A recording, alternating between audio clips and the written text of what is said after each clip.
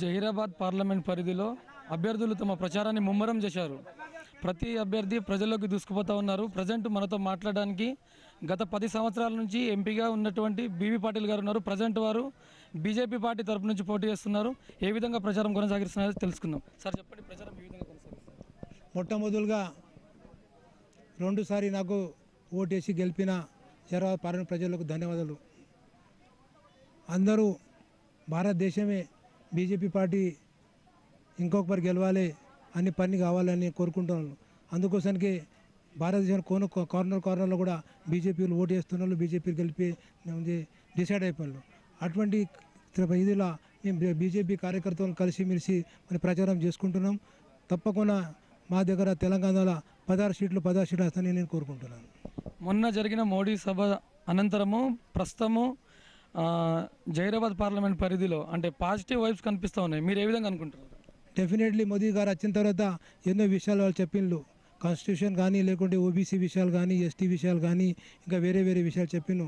అన్ని విషయాలు అవసరం ఉండే అన్ని విషయాలు మాట్లాడిన తర్వాత గత 10 సంవత్సరాలు చేసిన డెవలప్మెంట్ కానీ, వచ్చే మేనిఫెస్టో కానీ చూసిన తర్వాత ప్రతి ప్రజలు బీజేపీకి ఓటేయాలి, బీజేపీ గెలిపేయాలి, బీజేపీ ఇంకా గవర్నమెంట్లో రావాలి, అబ్కి బార్ 400 పార్లో మేము కూడా ఉండాలి అని ఫిర్ ఏక్ బార్ మోదీ సర్కార్లో మోదీ గారు రావాలని కోరుకుంటున్నారు. అంటే మీకు ఇక్కడ పార్లమెంట్ పరిధిలో కొన్ని వెనుకబడిన కాన్స్టిట్యున్సీలు కూడా ఉన్నాయి. అంటే ఏ విధంగా అభివృద్ధి చేస్తారో వీటిని? డెఫినెట్గా జహీరాబాద్ పార్లమెంట్ ఒక బ్యాక్వర్డ్ పార్లమెంట్ ఉంది. ఒక పక్కన మహారాష్ట్ర స్టేట్ ఉంటుంది, ఒక పక్కన కర్ణాటక స్టేట్. ఎన్నో పనులు చేసుకున్నాం, కానీ ఇంకా చాలా పనులు పెండింగ్ ఉన్నాయి. ఫస్ట్ ఆఫ్ ఆల్ అంటే మేము రోడ్స్లో అని చేసుకున్నాం, రైల్వే లైన్లు చేసుకున్నాం, రైల్వే స్టేషన్ మోడర్న్ చేసుకున్నాం, స్కూల్ చేసుకున్నాం, కాలేజ్ చేసుకున్నాం, మరి రూఅర్బన్ చేసుకున్నాం. ఇటువంటి ఎన్నో పనులు చేసుకున్నాం. రీఆర్గనైజేషన్లో పని కూడా చేసుకున్నాం.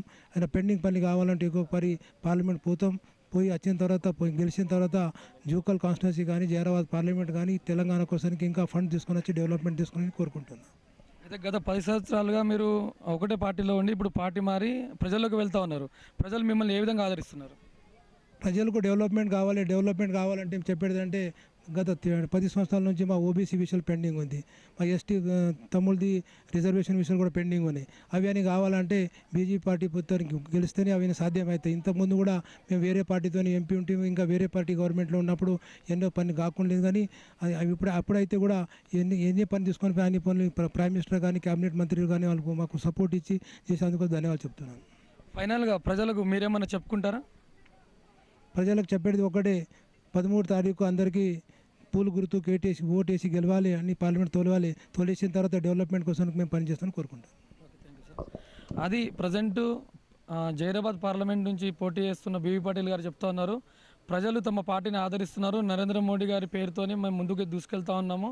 ప్రజలు మాకు ఆదరిస్తారు, ఖచ్చితంగా మమ్మల్ని గెలిపిస్తారని ధీమా వ్యక్తం చేస్తూ ఉన్నారు. ఇది ఇక్కడ నుంచి తాజా పరిస్థితి.